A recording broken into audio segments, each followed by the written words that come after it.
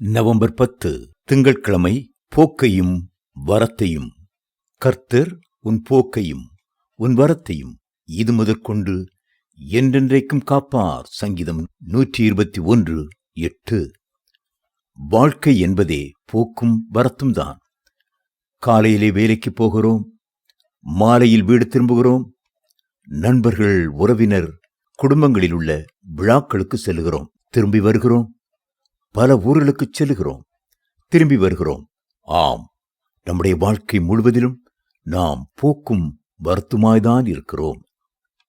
இந்த நவீன காலத்திலே வாகன விபத்துக்கள் ஏராளமாய் பெருகியிருக்கும் போது வீட்டை விட்டு புறப்படுகிறவர்கள் திரும்பி வருவார்களா என்பதே சந்தேகத்துக்குரியதாயிருக்கிறது. வழி நெடுக விபத்துக்குள்ளாகி நொறுங்கிப்போன பல வாகனங்களை பார்க்கிறோம்.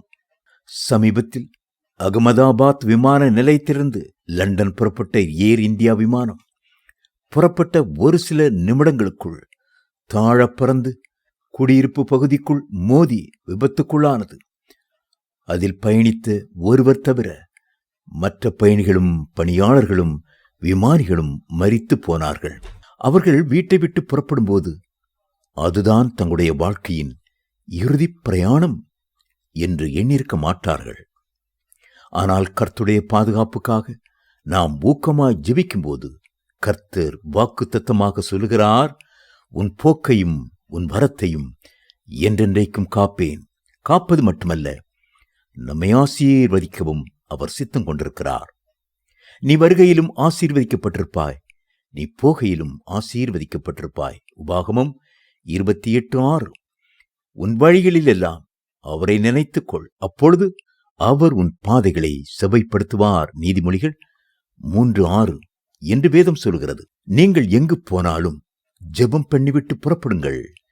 தெய்வ சமூகம் முன் செல்ல ஒப்பு கொடுத்து செல்லுங்கள். அப்பொழுது உங்கள் வழிகளிலெல்லாம் உங்களை காக்கும்படி கர்த்தர் தம்முடைய தூதர்களுக்கு கட்டளையிடுவார். கர்த்தருடைய சமூகமும் பிரசன்னமும் உங்களோடு இருக்கும்.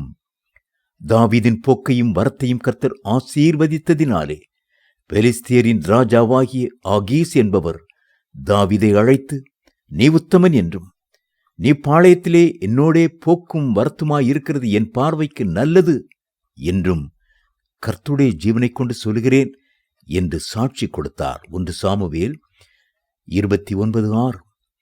கர்த்தர் உங்களோடு இருப்பாரானால் உங்கள் போக்கும் வரத்தும் ஆசீர்வாதமானதா இருக்கும். நீங்கள் ஒரு இடத்துக்கு செல்லும் போது தேவ சமூகமும் பிரசன்னமும் உங்களோடு கூட வரும். சேனைகளின் கர்த்தர் உங்களோடு வருவார். 1000-10,000 தேவ தூதர்கள் உங்களோடு வருவார்கள். நீங்கள் செல்லும் காரியம் வாய்க்கும். நீங்கள் செல்லும் இடங்களில் தேவநாமம் மகிமைப்படும். தேவ பிள்ளைகளே, கர்த்தர் நிச்சயமாகவே உங்கள் போக்கையும் வரத்தையும் என்றென்றைக்கும் ஆசீர்வதிப்பார். உம்மாலே நான் ஒரு சேனைக்குள் பாய்ந்து போவேன், என் தேவனாலே ஒரு மதிலை தாண்டுவேன். சங்கீதம் 18:29.